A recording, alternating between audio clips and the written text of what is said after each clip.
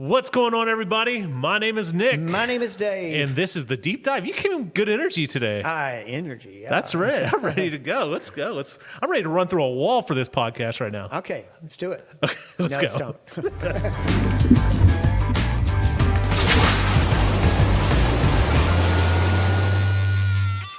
All right, Dave. Well, you threw me off with the energy. And today we're actually talking through the last part of your series called Storyteller. Right. And we're talking about the unforgiving servant. Correct. So, but before we kind of get into that, you claimed up on stage today. Today we were recording as Sunday, and you said it's the end of summer.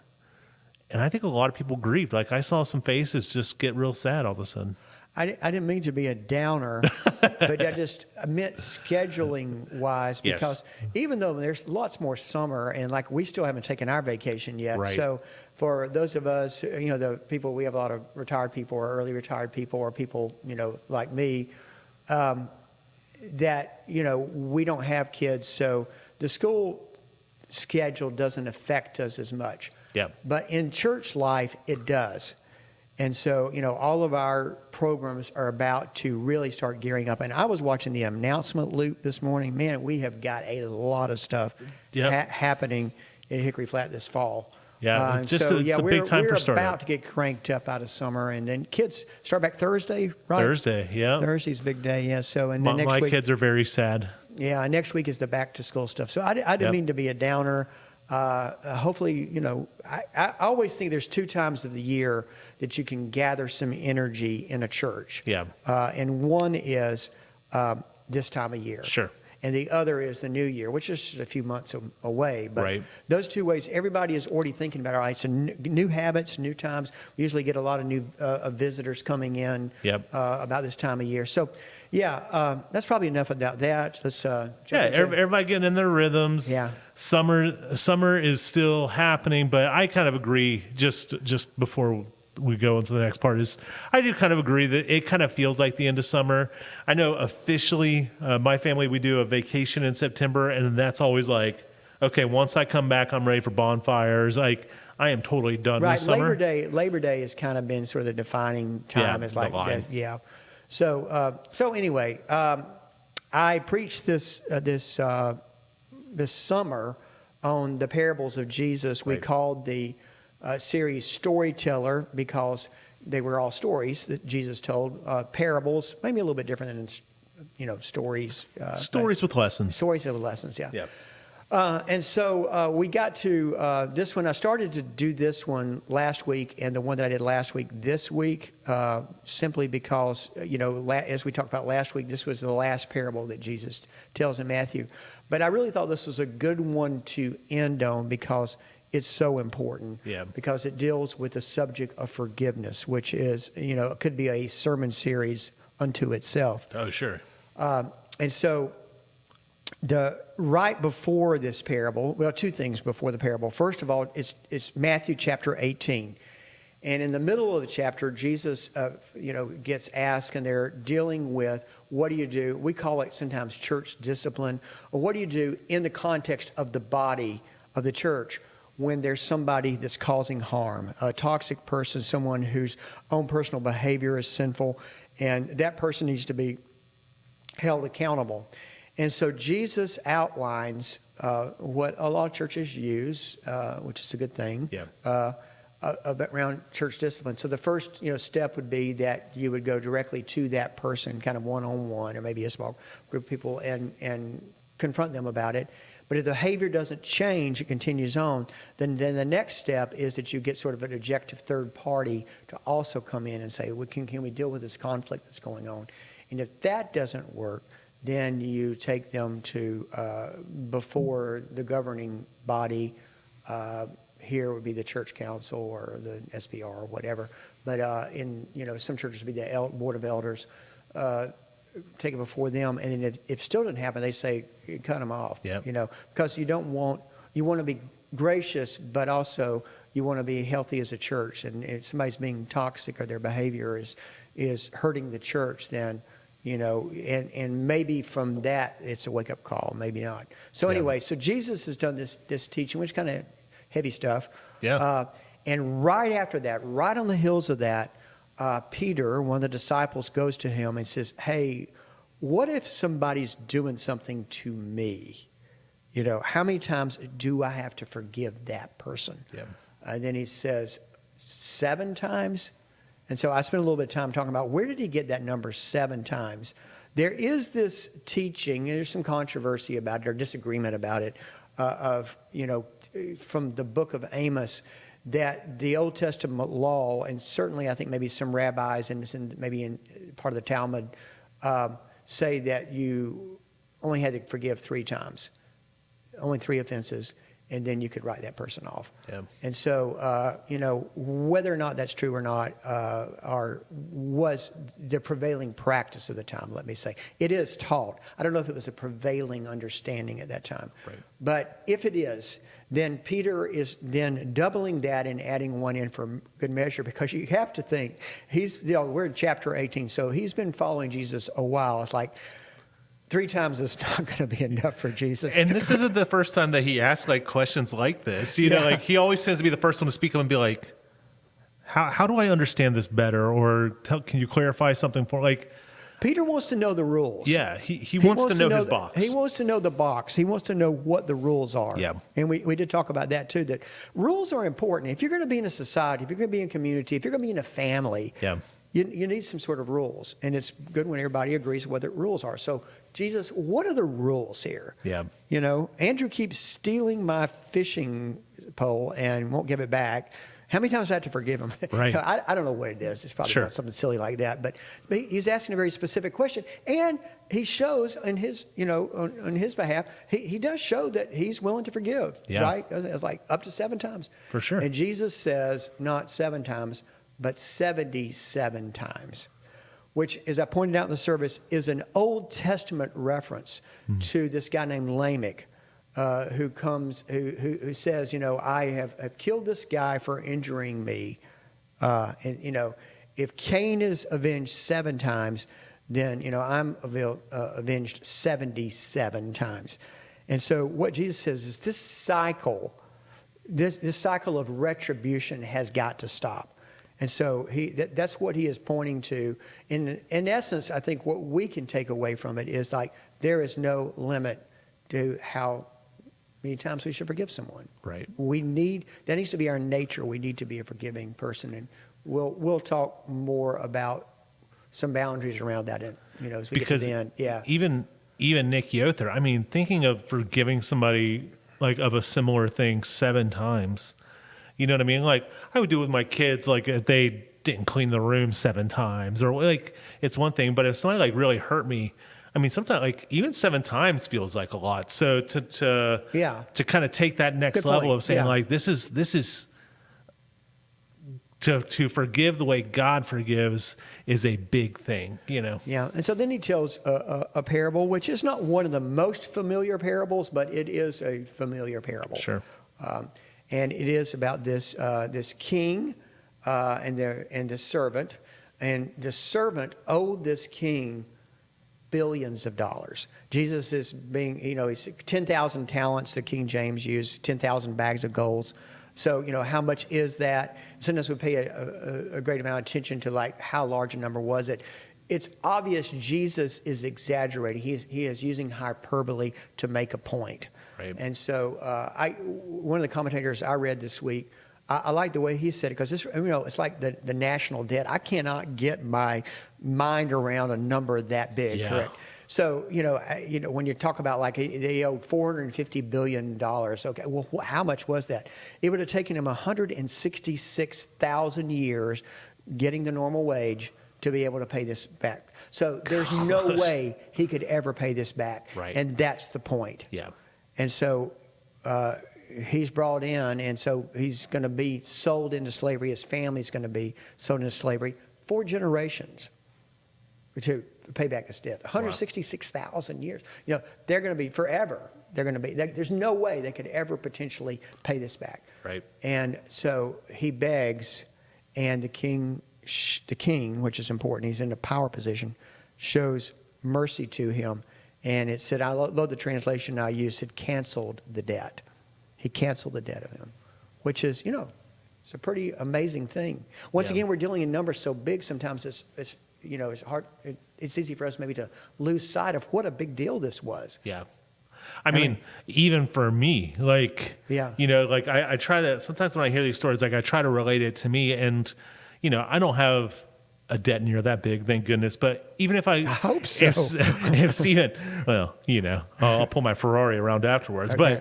But, even if somebody were to say your student loans cancel, like, Right. that would be such like a crazy Such a blessing freeing at some level Yeah. to that. So to feel that, and I mean, this guy's looking at not just his life, but generations of his family, as you said, like that's just crazy mercy. Yeah, it's amazing mercy. And the point that Jesus is making is that, like, Jesus has paid a debt for Yep. our sins. Our sins have been forgiven and Yep. canceled. And so, because of that, we need to go out and show that kind of gratitude and graciousness and mercy to others. But Forgive because we have been forgiven, right? Something like that. Exactly. Yeah. Because as we've been forgiven, so we should forgive others. But the guy goes out, and as the story goes, he doesn't do that. He goes out and he finds a guy who owes him some money. And, I've heard some preachers say, that, it was just a few dollars that he is owed, and he does that. And I've heard, sermons that have kind of gone that way. That's not right. I don't want to correct my brothers or sisters who might have used it. That's not right. It was 3 or 4 months' wages. Right. So that's a substantial amount, but not, and it is doable. Right. You could make that up over time. You could pay that back. Right. But he, so the guy's begging for him just the same way. And the scripture's the same language that he uses to this guy. And the guy says, no way, and, sells him off into slavery, or is going to sell him off into slavery.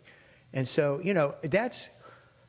that's crazy, just in the juxtaposition in the story, to have been forgiven that much and then to turn right around and not forgive somebody who owes you a little bit. Yeah. So, I've struggled with that, and and have actually come at it from a different way about, like, the sin in the guy's life, or why. But as I've tried to rationalize, the best place that I've landed on the why he would do that is that he did not feel forgiven himself. That he still felt in his heart. Maybe he had in his mind, but he still felt in his heart that he owed this debt. Maybe he carried it around so long that it was hard for him to release it, and maybe so he's just kind of in this sort of mindset.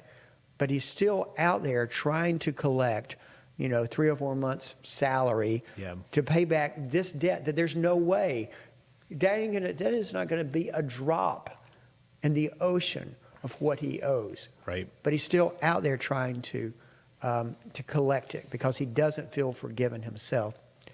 Of course, the practical application for the church is that, sometimes we've been told this good news that Christ is forgiven of our sins, but yet we live our lives not like that. We still hold grudges. We still are out there because of our own brokenness and our own woundedness, living life as not forgiven people. That make sense? Yeah. Yeah. It does. And I think that as you look at it, like in a personal level, you got to understand that we also have to accept God's forgiveness. It's offered to us, obviously, Right, from what he did, but it's not, if we don't take it in ourselves, it's not going to hold or whatever, you know what I mean? Because we're going to be the ones beating ourselves up consistently. And I find that for me over time, often the times when I feel the most like, for lack of like shackled to something I've done wrong or whatever, it's because I'm not willing to forgive myself. So when I ask for forgiveness, it's like, hey, will you unlock my cuffs? But every time they try to bring the key, I'm pulling it away. You know what I mean? That's a great illustration. I feel like I need to be stuck here. And maybe that's kind of what you were saying about the guy before, is like, he just feels like he's in this stuck, wounded place, and we need to see ourselves as the beloved, and our belovedness, can help us overcome the woundedness. I think it was Dietrich Bonhoeffer that turned the phrase cheap grace.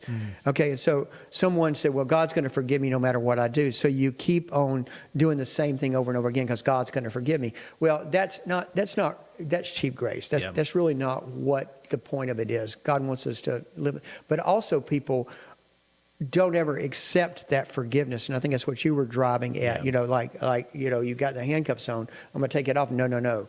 Yeah. This is my I wound. deserve this. And so some people are so used to, I think, living with that pain for so long as they can't imagine themselves without it. Yeah. I have worked a little bit, but with like families of alcoholics, and they've got in this huge kind of codependent cycle, and so suddenly the alcoholic or the wounded person gets well. They get sober, and the family breaks apart because their whole identity has been carrying and protecting and being this codependent relationship with this person. He's now well, and so then how do I live? My whole identity has been based around this position, and suddenly he's well and healthy and moving on, and I can't. And so maybe there's a parallel there that like this wounded person is like, suddenly, I've been forgiven this, but I can't move on because it's been such a part of my identity. Yeah. My wound has been, who I am. And so if I'm not this wounded person, who am I? So, I think as we break it down, we can begin to kind of understand that servant who would be unforgiven, even though it just seems incredible that he would behave that way based on what's, being given to him. Yeah. Yeah. I guess I would ask you, how would they identify if they feel trapped in guilt or a sin that they feel like they just can't beat or whatever? Like how do they identify it? And two, how do they start the process of getting through it? Well, self-awareness, and it's really hard for people to see. Yeah. I run into people, and you do too, everyone does, who, if you really begin to hear their story, if we really can get to the point of being empathetic with them, we understand they're in that place, whether they've recognized it or not. But we see it manifested, particularly when you see extremely judgmental people, and the church has them, right. Really hypercritical. They complain about everything. They're, and particularly if someone else does something wrong, they're the first to call attention. Because, and if you really, you can almost count on it. It's not every time, but you can almost count on it. When you start breaking down, they're harboring something that they don't feel forgiven themselves. Because if they did see themselves in this beloved way, then they could, even if somebody is doing something wrong, because people make mistakes, they would have a lot more grace for that person. Yeah. And understanding. Maybe more teachability to come beside somebody as opposed to just pointing fingers. Exactly. So, I don't know. It's hard. What should they do? I think once you get to the self-awareness, if you're in it that deep, I do think, meditation and personal devotion and stuff like that can do a lot. But it may be on a level that person needs to do some counseling, either pastoral counseling or professional counseling, or something, because there's some woundedness that they may not even be aware of it. They need to uncover. When you find out, I think we both have been in therapy before. That's what a good therapist will help us to uncover those wounds so that we can do something about them, and maybe we, it's just like having a bruise somewhere. We don't want to put that out because somebody might bump it again. Yeah. So we're very protective of our wounds sometimes. And but if we're ever going to get healed of that, sometimes it takes addressing what's causing it. Like, if you keep on bumping your knee on the same end table, maybe it's time to move that end table. Sure. Just like if your life, if you're bumping up against the same thing, a certain person, and that's where and my gosh, I'm the chief among sinners still working on it. Yeah. But I realized there were certain personality types that would do that for me. And it was only in some therapy and some counseling where I began to recognize some woundedness that I'd had with person. And, that person may be completely unaware and not like that at all. Yeah. But I am drawing back from an earlier relationship or earlier wound that I have. Does that make sense? It does. Yeah. It does. And I like you put in a quote when you were talking about forgiveness that even when if you were to find a space where you feel like you can forgive the people that have hurt you, that doesn't mean you don't set up appropriate boundaries. That's for a perfect that person segue. Yeah. So, go ahead. Yeah. I mean, forgiveness is a topic that comes up a lot in the church. Yeah. Because it's so important. But I almost always have to give this caveat, and I don't want to use this as an excuse at all, but also a realization that there are people that were sitting in the sanctuary this morning or watching online this morning, that what they've been through with some relationship with somebody has caused real brokenness. Yep. They have been abused in ways that I couldn't even imagine. And so sometimes the church can give a message of like, we just got to go out there and forgive that person. And they do. Yeah. But that doesn't mean getting back into a relationship with that person immediately or maybe even ever. That doesn't mean that they're going to become best friend with this person who has caused so much harm to their lives again. But they do need to forgive for that person's sake, but also mostly for their own sake. Yeah. Because if they're carrying that wound around and not forgiving that person and being able to let go, and let go. And there's this awareness that like, I have to protect myself. This is not a good place for me. So that person probably does not need to be in my life ever again. At the very least, maybe there's some ways where like with years, some reconciliation can happen. But this is, never hear me saying that, if you're in an abusive relationship, that you just got to keep forgiving that person over and over again. That is not the gospel. Yeah. Yeah. I think you kind of have this two-sided thing of if you're somebody being forgiving and then you're forgiving somebody. It's interesting how the word boundaries should come up in both of them, because when you're being forgiven, you have to accept it, but then also understand that you're somebody who can fail again. So you have to put up boundaries to show that you're sorry in some level, so that you don't make these similar mistakes. Yeah. But then also on the other side is, if you're somebody forgiving somebody, you have to set up those boundaries so that they can't continue to hurt you if it's something that's ongoing. You know what I mean? Yeah. There's this really old movie. It's really old now, called Pay It Forward. Yeah. You familiar with the movie? Or? Yeah, where you do somebody good, Yeah, or you yeah. do good for somebody else, and then they'll go on and do somebody. Yeah. So that was like this kid, and I used to use it as an illustration, but now it's so old I don't anymore, because it's a whole nother generation. Who knows that? But in the story, there's this kid, and he is given this challenge by a teacher at his school to do something that would change the world. Yeah. And so he comes up with this pay it forward. And it is, if you do something that somebody it can't be something that they can do for themselves. Right. But you do something for them, some act of kindness, random act of kindness probably came out. It's about the same time period when people started saying that phrase too. But pay it forward, random act of kindness. And so, you see all these people doing these kind and good things. And then this kid's mother, is faced with that as he sees the change in his son and all of that. She realizes that there is somebody that she could do. So she goes to her mother, and she says to her mother, she says, I want to, my son is doing this, and I want to do something for you. And then she gives this whole litany of things that the mother has done. And she said, for all of that stuff, I forgive you. Mm. And the actress who plays that role in there, you just see the mother, her mother. Yeah. You just see her relax. So you get it, that for both of them, that was an important moment. Yeah. And so, I think that's what we're going in. That doesn't mean, and then she's very careful then throughout the rest of the movie, about like how much she's going to allow her mother back into her life because of some abuse and some addiction that the mother had. So it's hard. Yeah. I mean, this is real life stuff. Right. I mean, it's easy if it's somebody spilling tea on you at the restaurant. Right.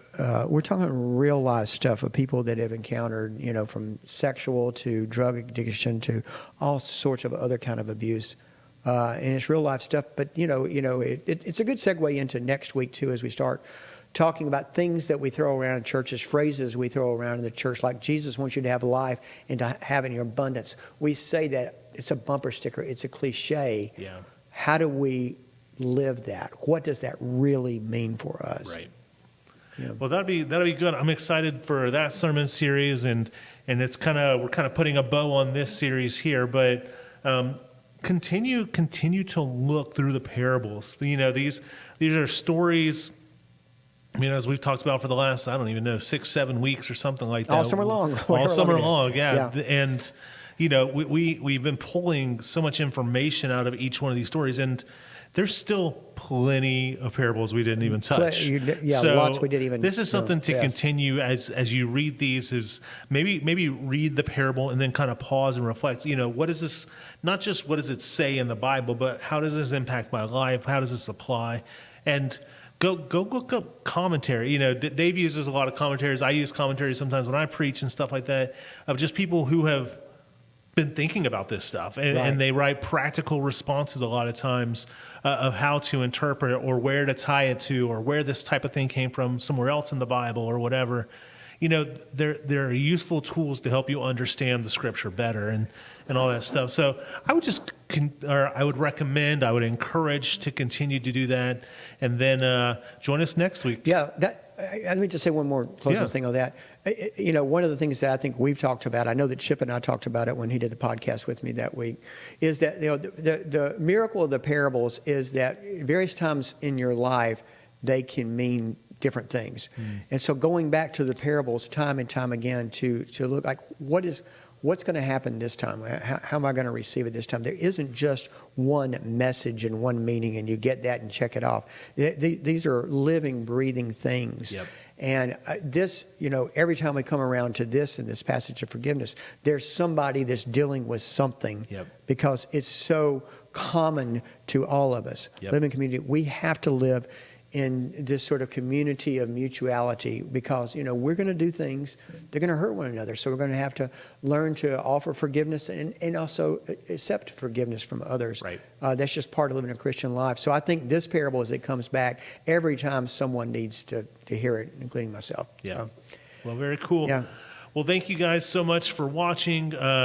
As we normally do our ending here, if there's any comments or anything you'd like to add to the conversation, drop them in the comments section below on the Facebook, YouTube, wherever. Without further ado, we'll catch you guys next time. all right. God bless everybody. Take care.